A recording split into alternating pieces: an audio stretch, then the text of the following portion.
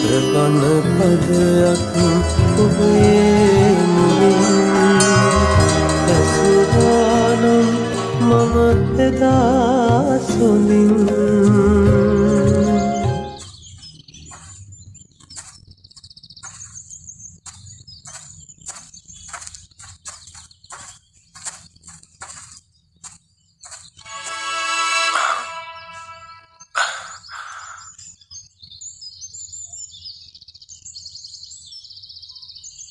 ශ්‍රමණයානම් ඒකාන්තයෙන්ම විශේෂ කෙනෙක් වෙන්නට ඕන.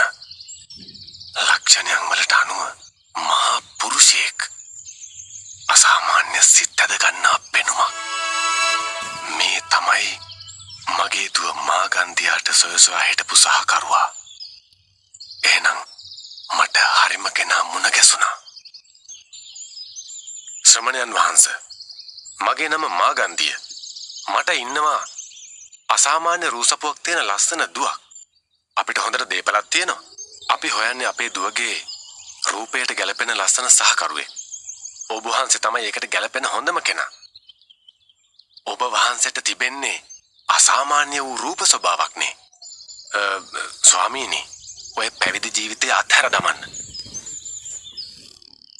මගේ දුව මාගන්දියා සමග විවාහ වෙන්න. මම ගිහින් ඇයව එක්කගෙන එන්නම්. ඔබ කොහෙවත් යන්න නැතුව ඔතනම ඉන්න.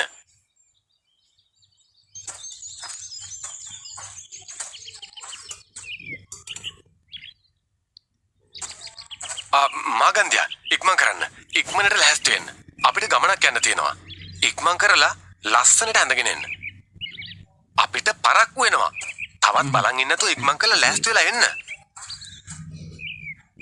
මොකද මේ හදිසියෙම මාගන්දිය දුවව ලස්සනට සරසන්න හදන්නේ මොකද්ද උවමනාව? මට නම් තේරෙන්නේ මොකද්ද කියලා. මේක හරිම වැදගත් කාරණාවක්. දැන් කී ඉන්න වෙලාවක් නැහැ. මාගන්දියා, ඉක්මන් කරන්න. අපිට යන්න පරක්කු වෙනවා.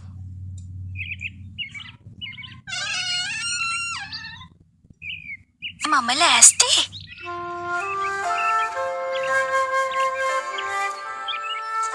ඔහොම ඇවිල්ලා හරියන්නේ නැහැ. ඉක්මන් කරලා එන්න.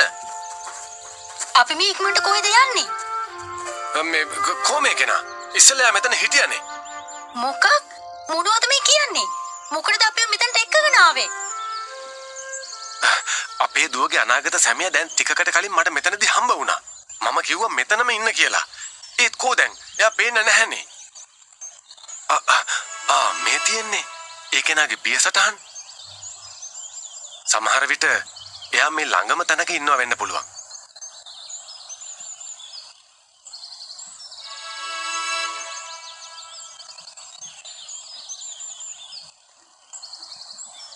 පොඩ්ඩක් හොඳට බලන්න මේ පියසටහන් දිහා. මේව නම් විශේෂ කෙනෙකුගේ වෙන්න ඕනේ. මේ පියසටහන් අයිති කෙනා රාග, ද්වේෂ, මෝහයන්ට නොඇලෙන කෙනෙක්ම වෙන්න ඕනේ. බලන්න සක් ලකුණෙන් යුතු මනාව පිහිටි පියසටහන්. ඒක නම් වෙන්න බෑ. අපේ දුව දිහා ඕනෑම කෙනෙක් දෙපාරක් හැරිලා බලනවා. අනිවාර්යෙන් මේ කෙනා මේ ළඟක ඉන්න ඕනේ. කොහෙට ගියාද කියලා තාම මට හොයාගන්න බැරි වුණානේ.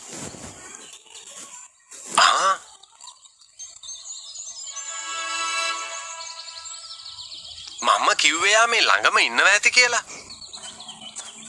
ඉක්මන් කරන්න. මාගන්දියා, මගේ පිටිපස්සෙන් එන්න.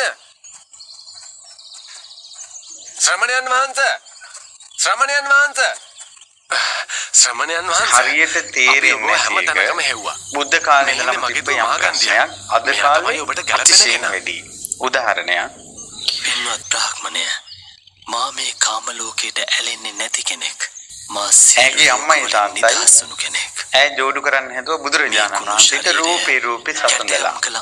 ඒ විලයි බුදුරජාණන් වහන්සේ වදාලා නව දොරකින් අසුචි වැగిරෙන මේ ශරීරයක් පයින්වත් ස්පර්ශ කරන්නේ කවුද? අවබෝධ කරපු කෙනෙක්. කාම සැප අතහැර එතකොට හොඳට ඇහුවා අම්මයි තාත්තයි. පින්වතුනි, සවම්පත් හොඳට යොමු කළා. මොකද්ද මේකේ අර්ථය කියලා හිත යොමු කළා. ප්‍රඥාවන්ත පුද්ගලයා ඊට පස්සේ බැන්නා කියලා එකක් ගත්තේ නෑ. මේක මොකක් හරි ඇති කියලා හිතුවා.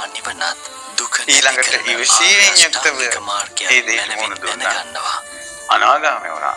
අහලා ඉවිස්තරේ චතුරාර්ය සත්‍ය ධර්මය නුවණින් අවබෝධ කළොත් ඔහු සියලු දුක් නැති කර දමනවා.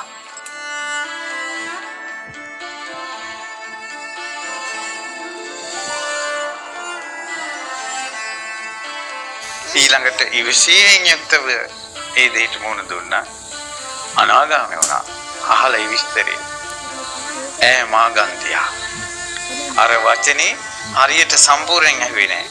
කිව්වේ මෙයාට ඇහුනේ මේ නව දොරකින් අසූචි වැగిරෙන අසූචි කලේ වන්තෝ මහ පොඩ ඇඟිල්ලෙන්වත් ස්පර්ශ කරන්නේ මෙහෙමයි කියලා කාන්තාවන්ට බැන්නා.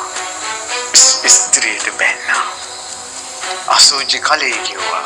දැන් එයාට එයාට අම්මයි තාත්තයි ඒ බණ අහලම අනාගාමි වෙද්දී මෙතන අනර්ථේ ඇරන් කැලැත්තුණා. අවසානයේ තථාගතයන් වහන්සේට අරහත් මහ සංඝරුවනට තවම ලාභාල කෙනා. මාගන්ධියාට ජීවිතය ගැන තවම අවබෝධයක් ඇත්තේ නැහැ. එයා මේවා තේරුම් ගන්න පුළුවන් වයසක නෙමෙයි ඉන්නේ. අප විසින් දුවව ගැලපෙන සහකරුවෙකුට සරණ පාවා දී ඔබ වහන්සේගේ අවසර ඇතිව ශාසනයට ඇතුළු වී පැවිදි උපසම්පදාව ලබා ගන්නම්.